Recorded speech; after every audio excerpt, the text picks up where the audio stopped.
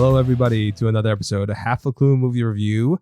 On today's episode, we are going to cover Oscar 22 animated shorts. Animated shorts.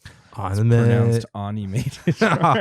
If you're Japanese. That's what it's called. The films that are nominated for this year's category is Robin, The Windshield Wiper, Bestia, Affairs of the Art, and Box Ballet, which is a secret Aronofsky project. For real. What's it called? By the way, my name is Philip. I'm your host today. I'm followed with... I don't remember. I'm just kidding. I'm Ron. What's it called? And then in the established lore of Half a Clue movie review, we will go on a side tangent about something random, like, I don't know, like tamago eggs.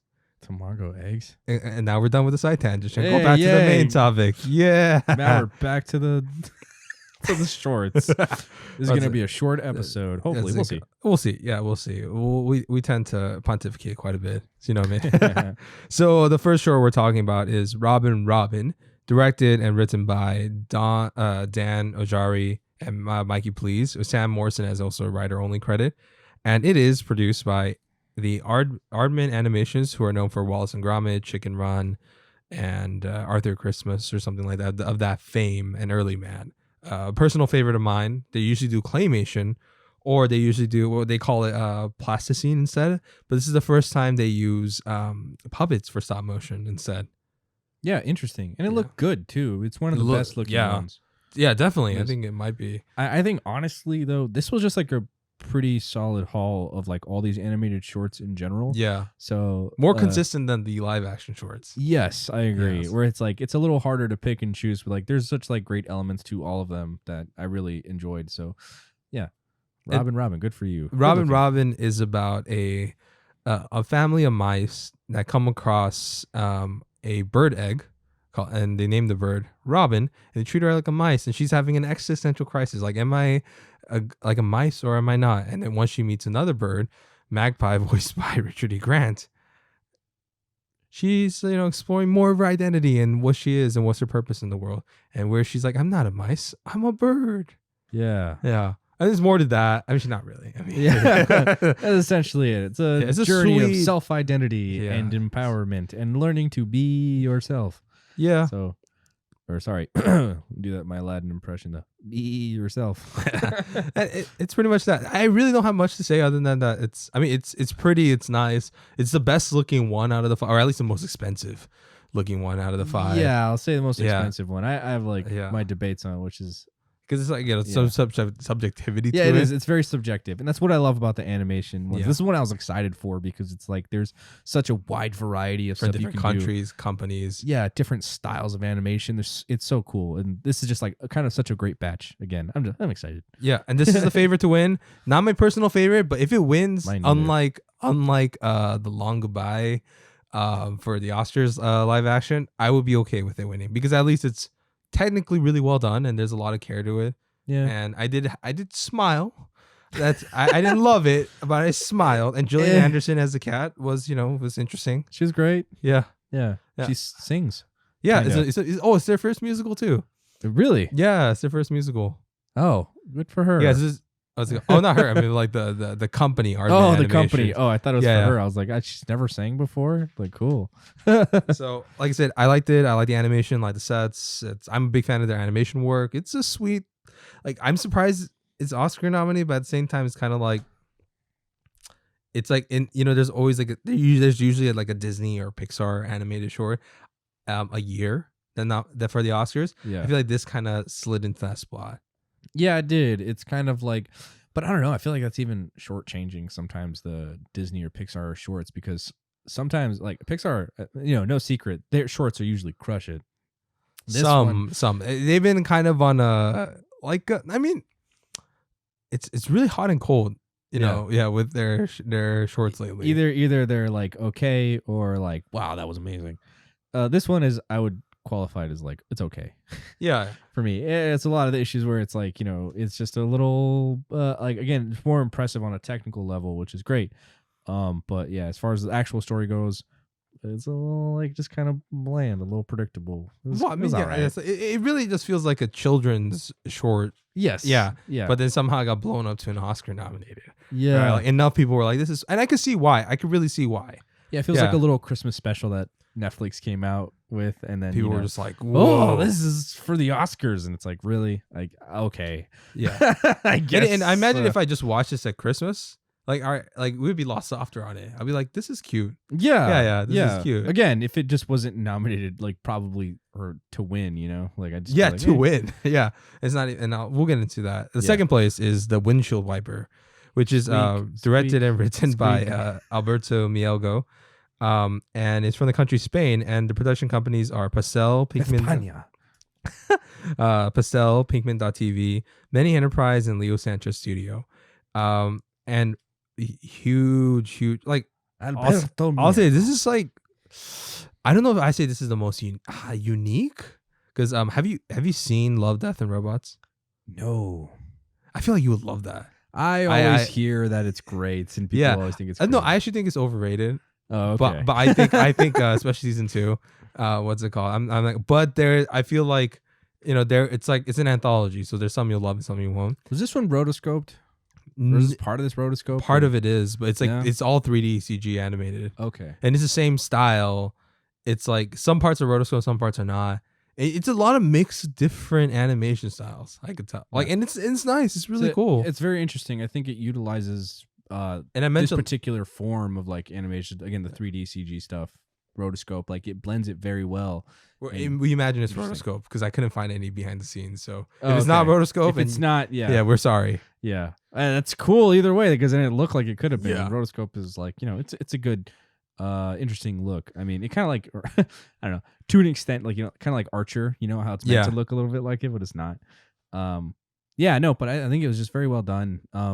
Overall, it's very interesting one to watch. It's like it feels like a experiment. It's a very experimental short. Yeah, experimental, and narrative, like moving art piece almost. Yeah, it's almost like an anthology of small little short narratives about love compacted into one. Vignettes.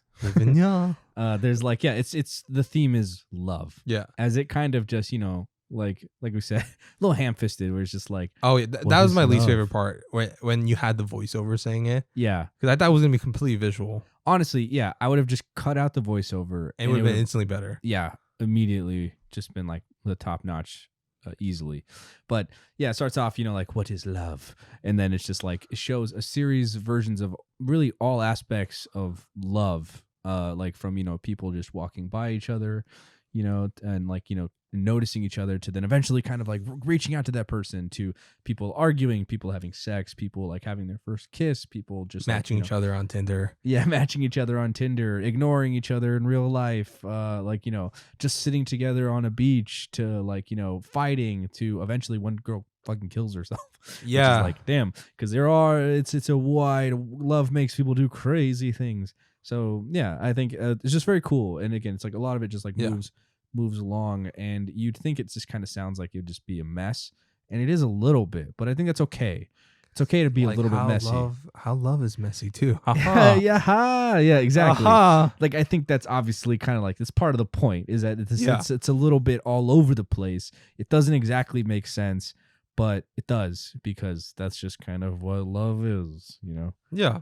Ta-da. Just the narration sucked. Yeah, or just a what is love. Yeah, what is love? It's like you kind of already figuring, like, it's like if you just showed it to me, I feel a little bit much more interesting to try to piece it together what this film is trying to tell me, rather than you literally just telling me. Yeah. It's like, oh, okay, well, yeah, I guess. Which is crazy, because I mentioned Love, Death and Robots, because this direct and the same visual style, like on The Witness, was completely visual and no like voiceover narration at all. Oh. And I don't know why he decided to do this. I don't know. It's like, maybe, I don't know, because it's like, it's not Netflix funded, so he felt like, oh, I can't alienate the audience. I guess so. I don't know. But Sometimes Oscars, like creators, like, well, I mean, he made it without knowing, so he now. Yeah, I know. Yeah. But I'm just saying, like, if you're gonna make a film like this, or this kind of concept, like, you know, I don't know, swing for the fences, dude. Sometimes people, just like, be bold. Yeah, you know, and it is a bold film. To be fair, it is very bold, and I like it. It's unconventional. It's good to look at, and it was interesting, and it held my retained my attention the entire time. So that's, you know, that's commendable. and let's get to Bestia. This was very interesting. From Chile, directed, DP, production designer, and editor, sole editor.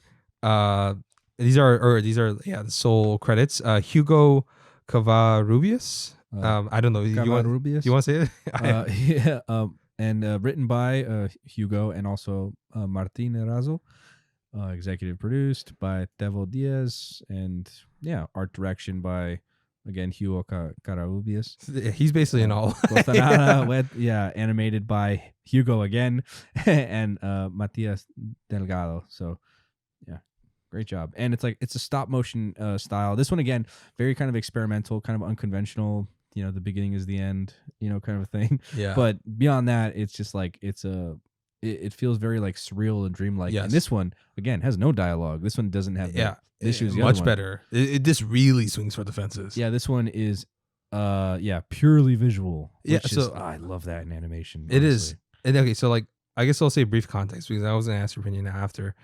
After digging in, so I guess this is basically like a weird surrealist animated biography of a real life DINA agent who was during the Chilean military dictatorship. Her name was Ingrid Olderock, who was responsible for many human rights violations, just like exactly how it was in this film. Yeah. And it's then chilling film, honestly. It's very creepy. And so in real life, she did get they tried to assassinate her. They shot her in the head, but the bullet got lodged in her brain, and she went crazy. That's crazy. Yeah. Okay. At the beginning of the film, we just mentioned she's like sitting on a plane, and one of the things is like even though it's a stop motion animation, usually the character's face is somehow like malleable or like they've got like something that like makes it look like they can move. This one, their heads are like this kind of like porcelain looking. Yeah, they're material. porcelain dolls. Yeah. Interesting. So it gives it that kind of eerie, like coldness, cold exterior that's like motionless, but you're still able to gauge a lot from her. And anyway, it shows like a crack across her head, the side of her head, and like a hole, and it goes into the hole, and that's where like the movie starts. Pretty cool. So that totally makes sense. And you just see her kind of doing these despicable things from like, where she like disposing of bodies, like chopping up people, feeding people to her dogs, like they're kind of like tied up and on a regular basis. Yeah, like it's a continual thing. And then eventually she gets like shot and killed, but it's like I guess no, she's not killed, but just shot. and then like the bullet just like is like in a very surrealistic animated sequence where the bullet is like going through. And it's essentially like it's a metaphor for her brain. Yeah, but it's her house, and then it's like getting reassembled as it's going through, which is crazy. Yeah, I like that. It's like moving through her mind and then like through the house, and then it gets wedged. Yeah, like between like a doorway or something. Yeah, and it just boom, just there it is, and it's like and then it continues, and you see her. She's on the plane, and she's like seeing the faces of her victims and stuff like in the clouds.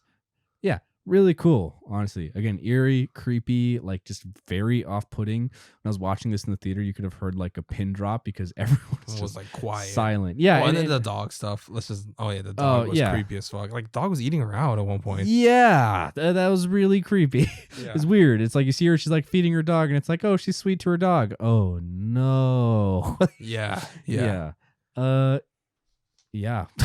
I mean, it's really creepy, man. If you guys could, I really hope that they release this because it's actually hard to watch. Yeah. This one, I hope they release this wide, even though it's very chilling, it's very dark. Preface. Yeah, but I do think it's worth watching. Yeah, absolutely. And like again, you're watching it, you don't know exactly if. You don't know this is real. It doesn't say start off based on a true story or anything.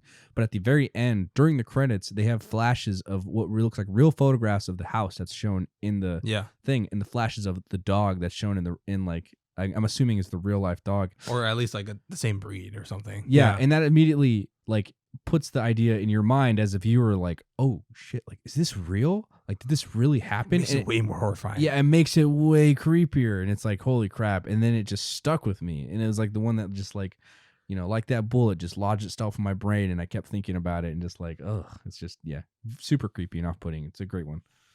And now we get to Affairs of the Art, directed by Joanna Quinn, written by Lamille, and it's from the production company Barrel Production International and Ltd. And the National Film Board of Canada.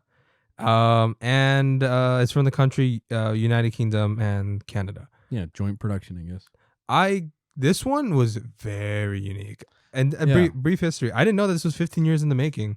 What? Yeah, but I think mainly because I guess she made a previous short and it got really popular. So she was piecemealing it, and because she got popular, she made a lot of commercials and animated works. Yeah. So good for her. Yeah. But yeah, 15 years in the making. All it's animated on Lightbox. Then it was 2,400 hand-drawn frames and animated drawings scanned into a computer, colored in TV Paint, then used Adobe After Effects. Insane, honestly. The process of this film gives it like such a unique feel and look and whatever. Like it has like that hand sketched look throughout. And yeah, now saying that like most of it or all of it was hand drawn, or is it like Yeah, it's all hand drawn. it crazy? And then, Yeah, it's great. Again, it kind of has like that like sketchbook, like almost like a like it's not chalk, but like that like really kind of like rough kind of feel to it. But it was like charming, off-putting, yeah, creepy, funny. Like it was just all over the place. It was in a good way, right? Somehow it's Yeah. consistent because you had that narration and narrative to tie her through, where like it's her own self-discovery as an artist, but through a Yeah. retrospective of her weird relationship with her sister. Yeah, she's just describing all of the creepy, weird, and off-putting things that her sister would do. And her kid. Yeah, and her kid, and just her family, and herself. Like, you know, she's Yeah. like painting herself, like coloring herself naked, like rolling onto like, you know, like a canvas or whatever. She's like drawing her husband as he's falling down the stairs naked or whatever. There's a lot of nudity. Yeah. Like her sister, like basically like torturing the shit out of a mouse, you know, and then like stuffing and taxiderming her own dog after it had passed. So it swings back and forth between these kind of things, but like somehow it still is It's like cohesive. endearing. Yeah, and it's cohesive, and it's like it's really guided along, like you said, by like the narrator. Like he's kind of pushing this story forward. This is great. I really like this one. Yeah. honestly. It was oddly enough, I had the most fun watching this over Robin Robin, even though Robin Robin is traditionally what most people consider the Yeah. more agreeable film. Yeah, no, honestly, it was it's up there. It was probably the most fun to watch. Is one that like I would want to show more this like to more people. Like if I was going to Yeah. choose any of these, it's probably this one and then our next one, which is Box Ballet, Box which by the way, Ballet. for Robin Robin you can find on Netflix. Windshield Wiper you can find on YouTube, and the Affairs of the Art, New Yorker and the New York Times also release this on YouTube. So those three you can watch. The Box Ballet and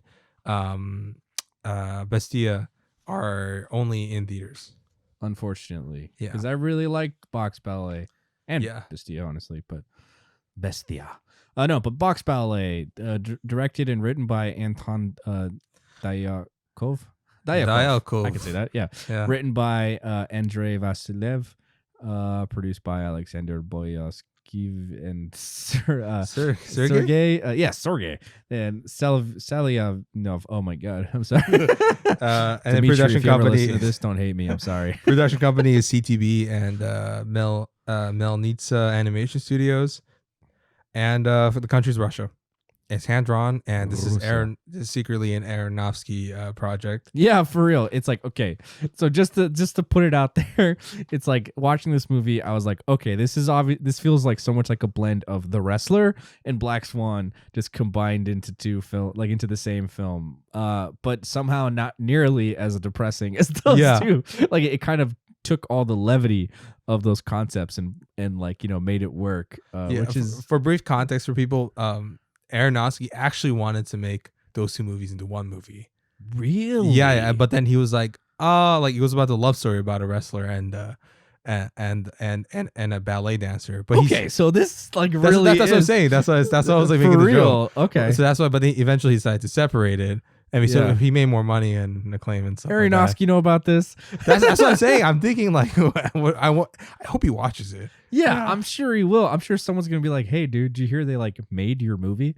Like they Yeah. made your concept?" And I'm sure he's like, But "Whatever, except it's man." a boxer instead of a wrestler. Yeah, he got a shitload of Oscar buzz and acclaim for both of those movies. So if Yeah. anything, he kind of like he split the difference and then somehow came out bigger on top. Yeah. Whatever. So this is like a beautiful marriage of both those, and I guess the original intention. And it's very nice. It's like, again, it has that hand drawn look. But what I love about animation is that, like, especially hand drawn animation, everyone's hand draws differently. You know what I mean?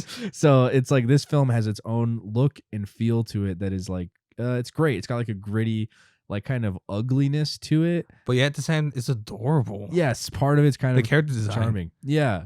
So the main character, well, the boxer, well, one of the two main characters. Yeah, it's a boxer and a ballet dancer. The boxer and a ballet dancer.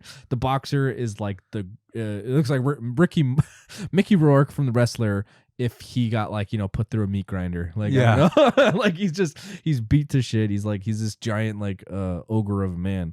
And then the ballet dancer is a really tall stick. Yeah, she's like extremely thin. Yeah, like kind of like, ballet graceful looking lady, and of course it's kind of like a Beauty and the Beast kind of thing. Yeah, it's a sweet love story between the two. Yeah. My only complaint about this one is, I think maybe I don't know. I mean, not they die, but I I maybe would have been bolder, and I think might have fit like kind of the Aronofsky feel. Yeah, both died. He dies, and then she loses her mind. Yeah, or not even lose her mind, right? Or something, or maybe she has a final performance in honor of remembrance of like a bittersweet type of ending. Yeah. But and then because like somehow I felt like, considering everything felt like, what's it called? Like it's like there's like the sweet core, but then the society was, what's it called? Bringing them down. That sounds lame. That sounds like a terrible thing. Or whether it was like, their external circumstances were separating them or making things far more harder themselves, and make this a semi-tragic, beautiful story where like she realizes love too late or something, and he does die, but it's fine. Like it's a sweet ending, but I felt like it might have betrayed the film's tone a little bit, but it's fine. It was fine. This is one of my favorite ones. Honestly, I did really like it. Yeah. Yeah. It was like, it was hard to escape that charm, and I know I was kind of giving a little bit of crap to Robin for like having that Too kind much of charm. Yeah, it's like a little too charming, and it's like a little like and like but it's a little silent predictable. Charm. Yeah, this one again, there's no dialogue. It's completely silent, all visual storytelling. And I'm just a sucker for that, man. Yeah, same. It's visual medium. Yeah, you guys use visuals. Yeah, and it's like I love that I was able to follow along, and you could put this on for anybody, and they would immediately be able to understand what the story is. And it's beautiful. It's great. I just felt like they told it very creatively. The story is kind of cliche. That is true. That is like probably the biggest criticism, is that you can kind of see where it's going, and it doesn't really surprise you. So yeah. But it's still, nice. It's a good watch. It's a good watch. Yeah. All right, let's get into rankings. Okay, we all know who's gonna win. It's Robin. It's like, no, don't say that. Yeah, it is. It's just like it's leading by a huge fucking margin. Yeah. What's it called? Boo. But so we're not even gonna talk about what's gonna win the Oscars, but our own personal favorites. Lame. All right, my number one is dude, this is hard. It is very hard. I'm going between Bastille or Affairs of the Art, personally, for me. Okay. But I don't know which one goes on top. But then Box Ballet is a close third. Yeah. Interesting. For me, it was like Affairs of the Art, the Windshield Wiper. Interesting. Okay. Yeah. I would have put the Windshield Wiper up there, but it really was the What Is Love. Not even. Yeah. I don't even hate, like, Batman had narration, but it would work because it was like a homage to Bogart films, and also like this is more like Batman. Yeah. This one's just like the narration just literally spoke the themes. Yeah. No, I agree. That's like the real reason why I think it's not my number one. I think I'm gonna put Affairs of the Art. No, I don't know. It's like, again, because Bastille is just so like interesting, and it hits hard. You know what? Yeah, I'm just gonna say Bastille is my number one. Number two is Affairs of the Art, because Bastille just hits so fucking hard. Yeah, when I'm watching it, like everyone was quiet. Yeah, like it kept like I remember when we first started watching, like when Robin, but then Bastille just instantly caught our attention. Yeah. And again, it's like it wasn't like a noisy theater or anything, but you could definitely hear reactions and like, giggling and like, responses from the other films. And then Bastille, silence, deep focus, and I was like, and I was with it too. I was like right there. I was like, ooh, yeah. But at the same time, Affairs of the Art, it's so good. It's so different. I'm gonna put Affairs of the Art as my number one. Okay, Affairs of the Art number one. That's my number two. So yeah, I'm saying Bastille is your number two. Number two, Bastille. Number three, the Windshield Wiper. But that's like a tight contention with Bastille. Like, again, if it didn't have that damn narration, it might have been number one. Yeah, it would have been number one. I would have put it number one if it wasn't for the narration. I was debating it because I think it's just like it dropped to number four. Honestly, the visuals and everything, and like the little tableaus, everything, it kind of stitched together. It was very unconventional, but I was enjoying it, and I was like, this is kind of what I want to see from an animated short. Is giving me something that it's not impossible in live action, because it is like pretty grounded for the most part. But like it's like something that like I just really haven't seen before, or that's interesting and beautiful to look at. And Yeah, it kind of gave me all that. So I'm happy. Now put that one 3.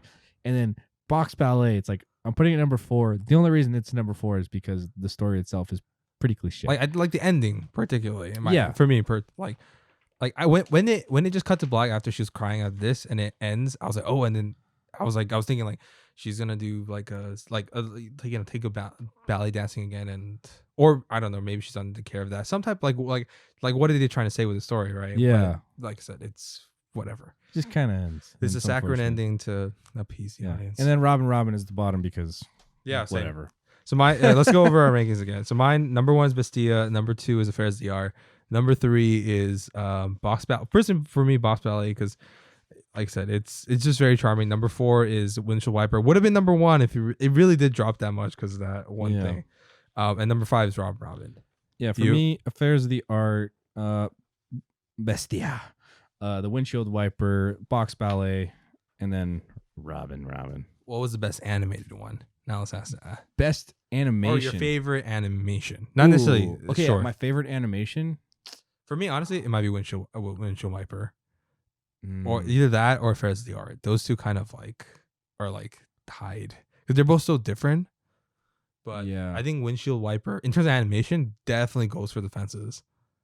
I mean, okay, Robin, not gonna lie, it is very well animated.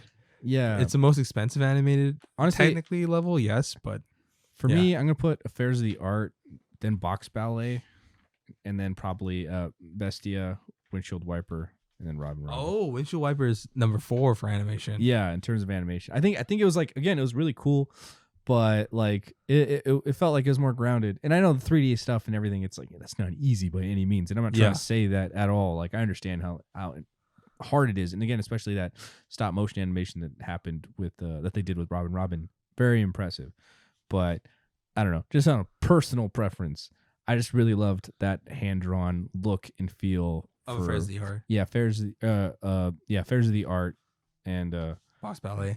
Yeah. I agree. That was good. All right, thank you guys. Wow, this is our first episode on the 30 minutes. Yeah, thank you guys so much. Honestly, do you guys animated shorts that you think that got snubbed by the Oscars? One that you personally love? What's your favorite animated short? I don't know. Drop it down below. If it's got no dialogue, that's even better. I'm a sucker. Yes. And then yet we're a podcast where we only have dialogue. Quick recommendation for a show that I already know probably has a devoted fan base. Anyways, it's I'm going to talk about Primal. I freaking love Primal. And I talk about it anytime I can because, again, that's like beautiful visual storytelling, no dialogue. It's all you need is just watch it. It's great. So, yeah. Whatever. I don't know. What's your favorite animation that's going on right now? Let us know in the comments. Give us a like and a subscribe. We appreciate every single time you guys do that. It means so much to us. You guys are awesome. Thank you so much. Bye. Bye.